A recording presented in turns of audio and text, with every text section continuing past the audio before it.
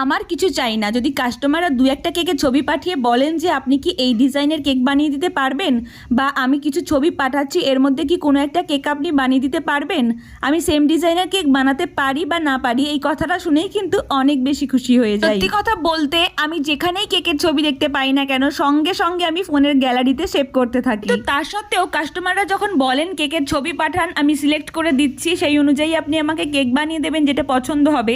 তো যখন এই কথাটা বলেন আমি তো ভেবেই পাই না যে কোন ছবিটা পাঠাবো, কারণ তখন আমার মনে হয় যে আমার কাছে কোনো ছবিই নেই। তাই কেউ যখন কেকের অর্ডার দিতে আসেন বা অর্ডার দেন তখন কিন্তু আমি আগে থেকেই ওনাদের বলি যে আপনাদের যদি কোনো কেক পছন্দ হয়ে থাকে, আপনাদের কাছে যদি কোনো কেকের ছবি থাকে তাহলে কিন্তু পাঠাতে পারেন। কিন্তু এরকমটা খুবই কমই হয়, আমাকেই ছবি পাঠাতে হয়। এই যে কেকটা আমি বানাচ্ছি, যিনি কেকটা নেবেন ওনাদেরকে কিন্তু আমি বেশ কয়েকটা ছবি পাঠিয়েছিলাম, তার মধ্যে ওনারা এটাই সিলেক্ট করেছিলেন। কেকের ডিজাইনটা কেমন লেগেছে জানাতে কিন্তু ভুলবেন না। দেখা হচ্ছে নেক্সট ভিডিওতে।